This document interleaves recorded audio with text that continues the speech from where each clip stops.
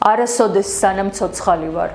ასე უპასუხა ტყვედ ჩავარდნილმა ქალაქ სოხუმის მერმა გურამ გაბესკირიამ ბოევიკების მოთხოვნას. დაიჩოქე, პატიება გთხოვე და შეაგინე ქართველებს. გურამ გაბესკირია 1947 წლის 2 მარტს ქალაქ სოხუმში დაიბადა. 1992 წელს ის გახდა ქალაქ სოხუმის მერი.